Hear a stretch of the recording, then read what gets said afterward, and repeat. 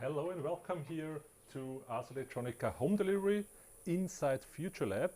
And this week we are really broadcasting live out of the Futurelab. So we are here in one of the meeting rooms, and I'm really happy to have Peter Holzkorn here. He will make this talk today about his key research topic, artificial collectives. And yes, we will of course have the possibilities to answer your questions. Again, you can put your questions into the YouTube chat, or you can contact us via Skype. And yes, you can post your questions as soon you want, and we will pick them up after the talk. Peter, your stage. Yes, thank you. Thanks for the invitation today. As you mentioned, I'm going to talk about my sort of newly articulated research topic, artificial collectives. And the presentation is going to have two parts. The first part is looking to what we've been doing in the Futurelab in this area of research in the last few years, and where we are now, what we're doing right now. And the second part is really diving into this theme and thinking about what new directions we want to expand to, what new questions we want to ask. I'm going to start with a project that you're probably familiar with, and that's the Spaxels Space Pixels, the drone light shows that you've probably seen in Linz or elsewhere in the sky. They really marked our first activities in swarm robotics, and we premiered them at the Ars Electronica Festival in 2012. And that was driven by a desire to create a new form of visual expression, a new medium in the sky. And so that started in 2012. And the performances started happening all over the world. So we started a dedicated team for the Spaxels performances. And we did shows in the US, in Sweden, in Australia, really everywhere, at festivals, at national celebrations. And in that, we really pioneered this new medium. And now you're seeing also other studios and other actors starting to do this and really scaling this up. And so we've been doing these shows very heavily in between 2012 and 2017 or so. And there was a milestone in 2016. We really broke the world record of 100 drones in the sky at the same time. So that was a pretty important point for us. And it really marked, a moment where you could see how that thing could scale. So after that, after developing a lot of knowledge in the process and technology stacks, we decided a couple of years ago that we wanted to, being the Futurelab, we don't want to sort of keep this show performances going all the time as a primary effort. We want to refocus on research questions. This led us to two different directions. First direction is a platform project called SwarmOS that we have been developing the last couple of years. And that was driven by us seeing that we have an increasing demand for different kinds of swarm missions. We have a lot of different hardware on the market. And every time you do such a swarm mission, every time you try to solve a problem with that, you are facing similar challenges. So you need to resolve the same problems over and over again.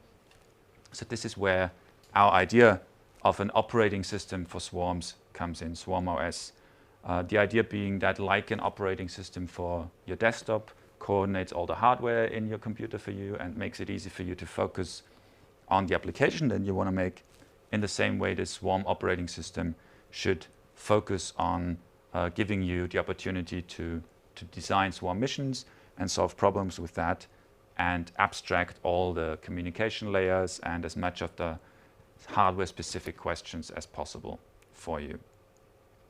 So that was the idea, and we have been working on it. We are working on it. It's a work in progress. It's already very functional. There are a few key points that we needed to solve with this. One is, of course, safety, because once you control a group of robots or drones, you always have this concern of safety and responding to emergency situations. Second point is that you want to be able to work with a range of different vehicles on the one hand, quickly moving from one platform to the next, on the other, also mixing different platforms, robots, copters, and so on in one scenario. The third point is what we kind of come from this aspect of scalability, really being able to use dozens and hundreds of robots in one system. Fourth is easily integrating it with your specific mission requirements. So whatever your scenario is, it should be easy to script your own logic, design your own scenario, and then connect that to SwarmOS. And finally, a way for us to do this is to approach it from this perspective of targeting standardized protocols, using open source or at least standardized protocols and interfaces to enable all that.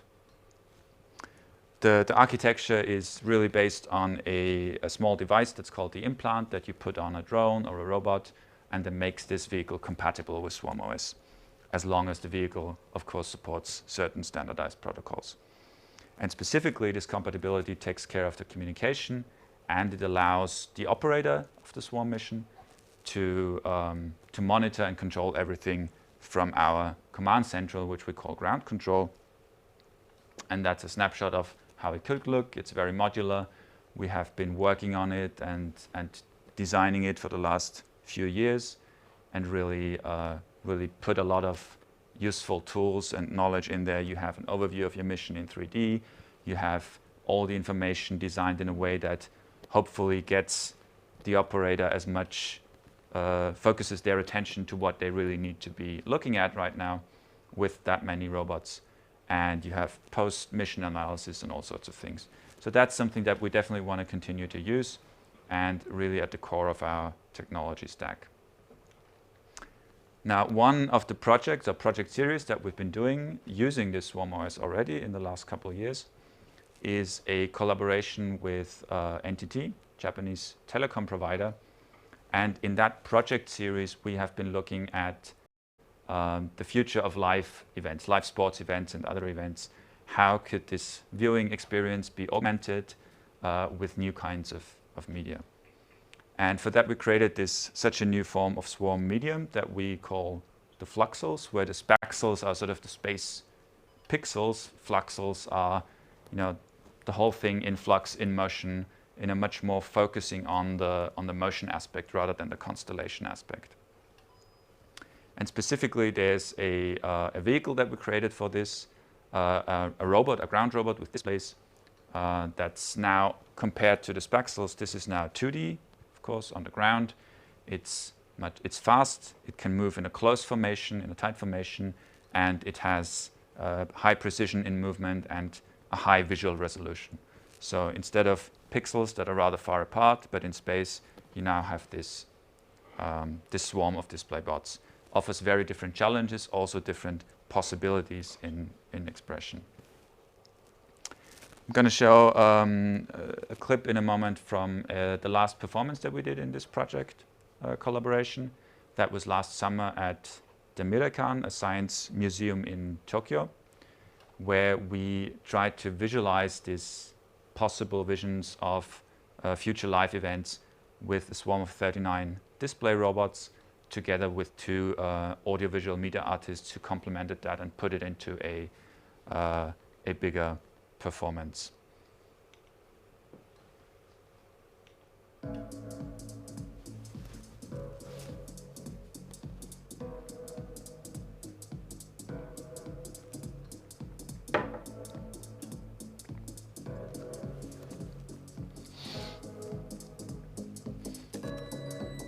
Yeah, as you can see, the bots are really moving in a pretty closely packed formation here, so they have to move very precisely. At the same time, these displays that are mounted on the bot, these hexagonal displays, they offer the potential to really have a mosaic kind of image or even localized images on this whole swarm where the images are moving as the swarm moves. So that's, that offers kind of new perspectives and new ways to design visual content. So that was very exciting for us. And at the same time, you see it's a little difficult to see almost on this on this video because the displays are quite bright, quite brilliant, and so the difference between light and dark is captured only to an unsatisfying degree in this video. But if you see it live, it's really impressive. And of course, the best perspective is from sort of a higher angle. We have a bot here that I'm going to show in a second to give you an idea of the visual sort of scale of it. So this is one of the bots. Most of our fleet are in Japan right now, but this one is here so we can show it to you. It's as you saw, a hexagonal display with about 150 by 150 pixels resolution, and we had it custom designed because the key is that it has a top that can rotate independently of the base, so we can have all the advantages of a traditional steering base, but still keep the top independent in its rotation, so we can have all these special formations that you saw in the video just a moment earlier. And of course, we are using that with Swarm OS as well. So that was kind of an overview of what we have been up to and are still up to. Now I wanna talk in the second part about the next steps, the next perspectives maybe that we're gonna look into and that I'm specifically interested in. And if you've been looking at the Spaxels and the Fluxus, really the key to both of them and lots of other performances that we've done is that they're choreographed. So our show designers create a very precise, visually interesting performance, and then that is our central command of Swarm OS then basically tells each bot or each drone where to be at every point in time during the performance. So of course that needs to be rehearsed, needs to be it's the same every time, and that what gives us all this control over it. So that's of course very meaningful for the visual formats that we've been looking at.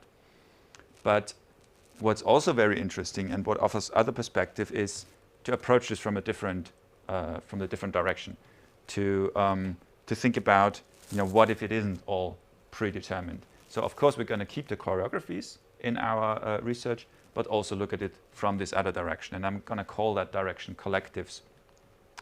Because when you think of Swarm in sort of your initial associations, it will not be a choreography, but it will be a more spontaneous, unpredictable movement. And that's the key to this new aspect. So while we can evoke a Swarm-like feeling with choreographies sometimes, if we want to, if we design it that way, the mechanism isn't that way. So how can we get the mechanism that way and open up new possibilities? There are a few key points. So there are 3 key points, I think, to this collective behavior. The first is autonomy. When you think of a swarm-like behavior, you think of the agency of the individual units. For example, the individual birds that together form this beautiful flocking behavior. And in choreographies, of course, that's not the case. That's basically the center tells all the agents what to do all the time. When you think of birds, fish, and so on, the beauty or the visual interesting patterns and the efficiency arise from this individual agency, from this autonomy of every unit in the swarm. So it's not predetermined, it's more decisions moment to moment, there's more improvisations, and for that they need autonomy. They need to have a lot of information to make their own decisions. Of course, compared to a swarm in nature, such an artificial collective with higher autonomy, with them we want to retain ultimate control. That's why we make it. So at some level, the humans still need to have this layer of control where they can stop everything, where they can intervene if something goes wrong, if something behaves in an unexpected way. So that's different, and that's where this interesting tension between autonomy and control can appear. Once you have autonomy in the agents, in the individual units in the swarm, then you might want to define a task, and then they need to cooperate to reach that task. Maybe also they find their own tasks. Doesn't matter. There is some kind of goal, some kind of strategy in nature it's an instinct, but maybe in robotics there's a way to define these goals. So they need to cooperate, work together. Maybe they even need to compete, but that could be a form of cooperation as well. And that will lead to a lot of new capabilities, I think. We're seeing research into how autonomous cars communicate with each other, how new sort of smarter factories operate. Maybe we can even think of something like new construction methods with swarms that cooperate to do something. And this is something where a lot of researchers all over the world are starting to look into this direction for something like, how to tell a swarm how to fill a shape, how to bridge a gap. And with ants, for example, you can see that they bridge gaps by instinct to reach their food or whatever. And but we can maybe find ways to tell robots to do that to achieve our goals. So this research is very new and it's ongoing. And I think we would do very well to connect our experience with scaling up these drone swarms for performances with research that's going on here, and also incorporate that and connect that aspect of cooperation for problem solving. And the third part, and I think that's where we in the Futurelab and in Ars Electronica have a particular interest in, and with a perspective that's maybe also a little bit unique for us, is looking at the expression aspect here.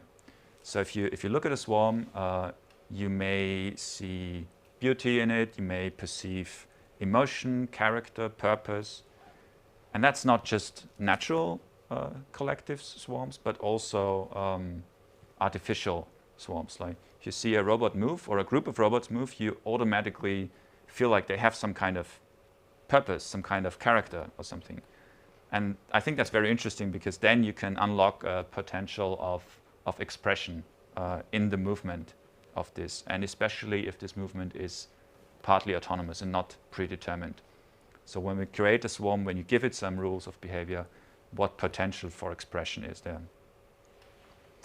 And that will also maybe lead us to thinking about the future relation that we have in the real world with such robot collectives that do things for us, that solve problems for us.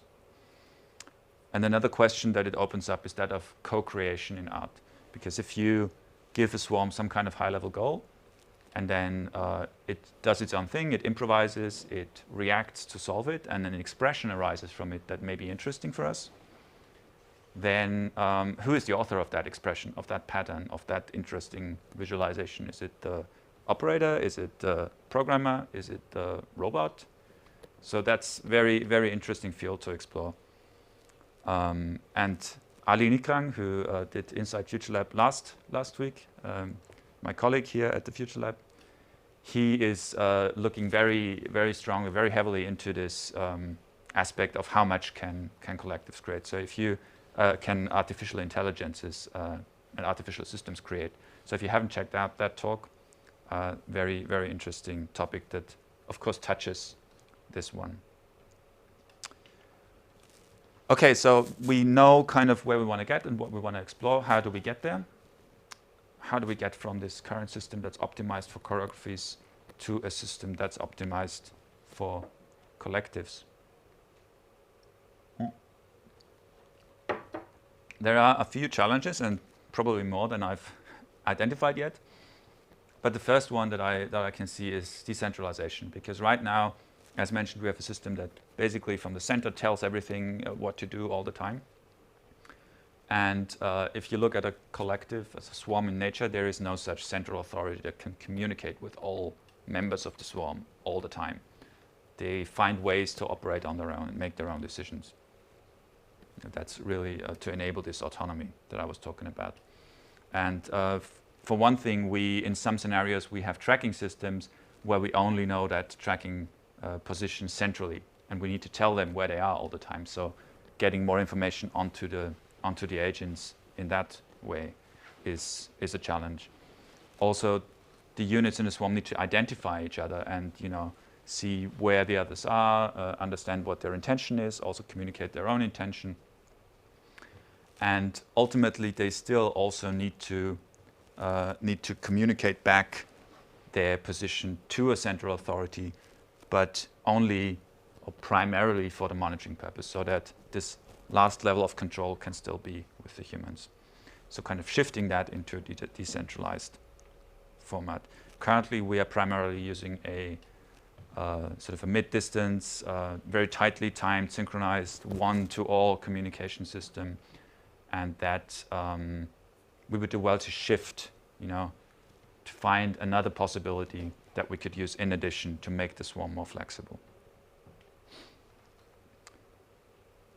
So as a second challenge is then when you have that basic communication structure, what about sensing other agents and moving?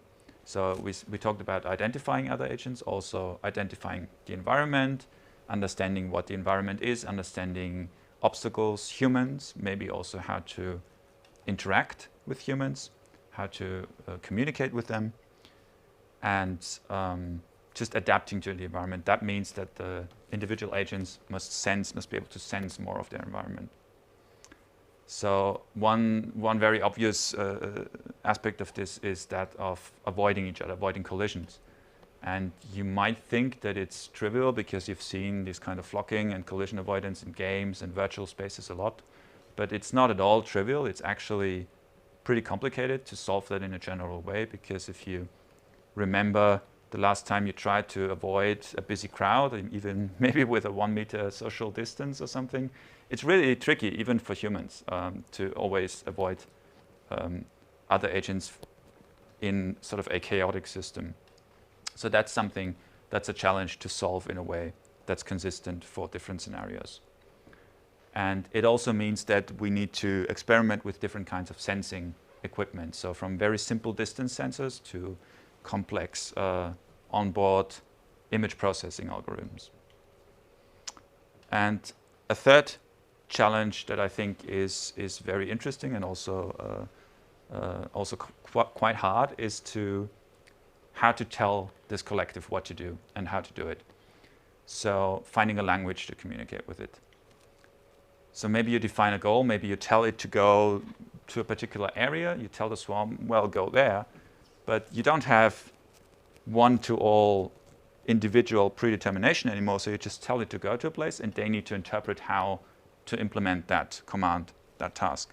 So they could go to that area, inside that area, they could go patrol around that area, they could have certain freedoms to interpret that. And in that freedom of interpretation, I think there's a challenge to find a language that's as universal as possible to communicate with these swarms and to tell them what their purpose should be. And once you define that, what is the character that arises from that? And this is where it connects again to the aspect of expression. Once the swarm interprets your goals that you give it, and the tension between sort of artist-programmer, emergent behavior, and also our perception of the swarm starts. So that's very exciting steps to explore and to see in the near future. And so how do we proceed right now? On the one hand, of course, we're going to continue the Fluxus project, the ongoing projects, the choreography-based performances. On the other hand, I would really like to see our expansion into this more collective-like behavior experiments. So for that, the first thing we need to do is find appropriate platforms, vehicles, because the big, sort of a very big, heavy robot is not the best to experiment with. So maybe smaller robots, drones that are suitable for trying out and verifying behaviors. And then just go on and see where we can get with the aspects that I've just been talking about. That's it for my introduction, basically. If you have any questions, of course, I'd be happy to talk about them now.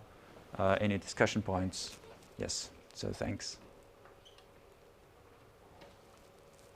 Thank you, Peter, for this great inside look into your key research topic. As Peter mentioned, of course, we want to talk a little bit about this topic in the deeper, using some questions. We have already received some questions from our different channels. I got it here onto my laptop, and if you have additional questions, please put them into our YouTube commentary feed or into our Skype communication. Okay, the first question we have received are, why do you call it artificial collectives and not something like swarm related or swarm intelligence? Well, swarms are, of course, robot swarms are in a way our primary medium, but I think we should think a bit larger than that. You could imagine other kinds of artificial collectives, like maybe there's some kind of smart architecture and modules in that architecture somehow work together to achieve something. So then it wouldn't be a swarm, but maybe we could still apply similar research results. And the other thing is that collective is also something that humans can form, right? Humans don't swarm. That's not something that we want to hear about ourselves. So, but we form collectives. We work together in that way. So maybe we can also learn from human behavior partly to apply to these robots working together. So I think it sets the field a bit wider, and it's more interesting in that way. Another question from our YouTube chat: how fast do those floor robots go? What's the maximum speed? That's about 7-point-something meters per second maximum, which is 30 kilometers an hour, something like this. So that's actually quite fast for a robot like that. Of course, in the video that I showed earlier, they're going much slower because there's a lot of them in a very tight space, and you can't they would need enough room to move that fast. And how are they controlled? In the example in Mirekan, what was the system used?